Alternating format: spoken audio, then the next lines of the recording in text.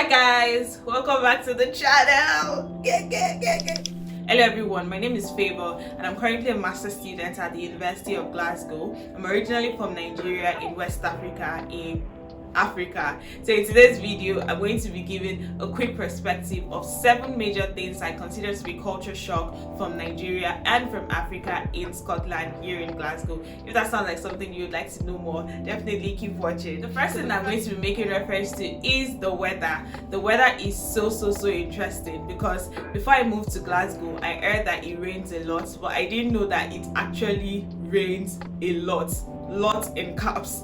So it actually rains a lot here in Glasgow.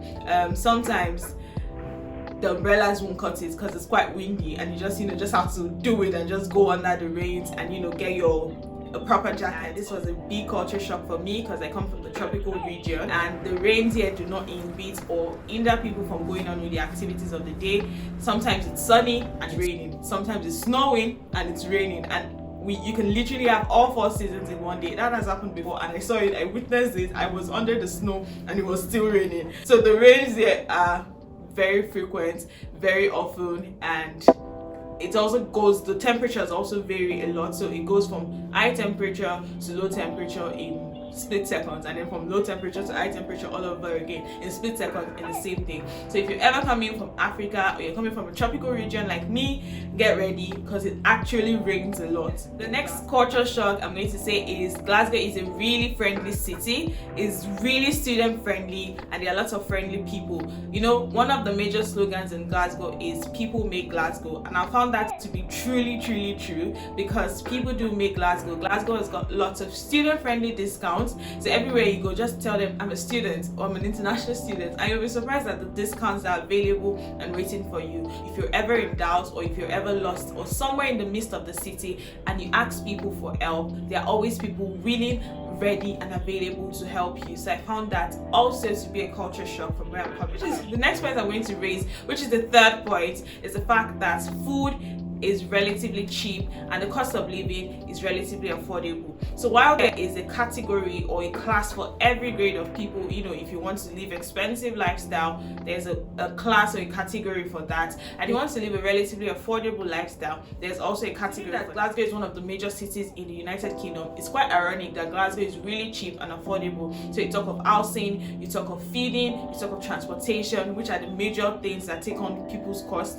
These things are relatively cheap and affordable. Food is also relatively affordable. So if you're coming from Africa, if you're coming from West Africa or from any part of the world whatsoever, you're coming into Glasgow, know that Glasgow is a relatively affordable city. And if you're also looking out for the expensive sort of lifestyle, there's also a category and there are also things that you may also consider and find in that regard. The next thing is the accent. Oh goodness, the accent of Scottish people is really amazing. I didn't know that the accents were even categorized into, are you from Glasgow or are you from Edinburgh, are you from Stirling? I didn't know there were different variants of the Scottish accents. All I know is there's a Scottish accent and this accent is really interesting. So the Glaswegian people are really friendly, I must say that again, and then they've got a great accent. They've got nice accents as well of people from Edinburgh, people from Stirling, people from Aberdeen. They all have different kinds of accents and all of them collectively make up the Scottish accent, which is fantastic. Next thing that I also noticed, which was a huge culture shock for me, was the transport system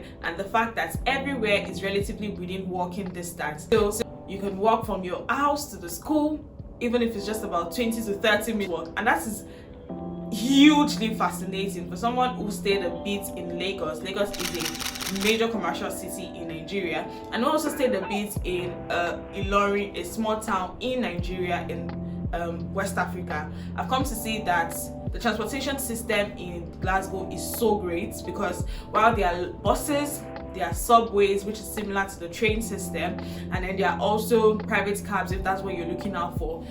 Everywhere is also relatively within walking distance. So if you download Google Map and you check out the distance, you find out that it's actually something you can walk, and that is really quite fascinating because in Nigeria there are scarcely places. I mean, there are places you can walk to, but most times it's not something that you would be open to, walking from your house to your job or working from your house to outing or working from your house to events. But here in Glasgow you can actually do that and do that successfully because everywhere is within walking distance. Next point which I noticed, which is the 6th point now, is the fact that there are lots of greens in Glasgow. So there are lots of parks, there are lots of trees, and Glasgow is a city that is really adapting best practices towards climate change, and I think that's really sustainable. I also like the fact that there are lots of parks, so during summer you can always go check out the parks and just have nice warm walks during summer, yes, and get on your summer outfits and have some nice time with your friends in the parks that are available. So they've got lots of greens in Glasgow,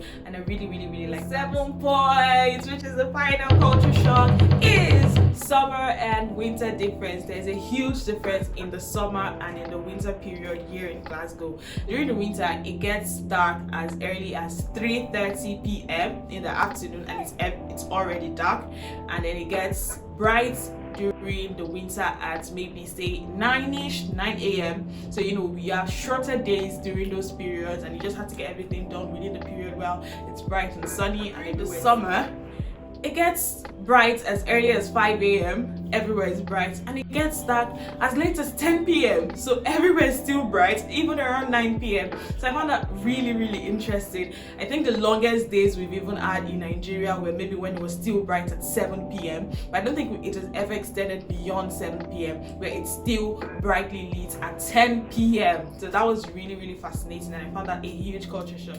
We've now come to the end of this video, and these were all the things I found interesting, fascinating, and major culture shocks for me as an African student in the University of Glasgow. Bye for now.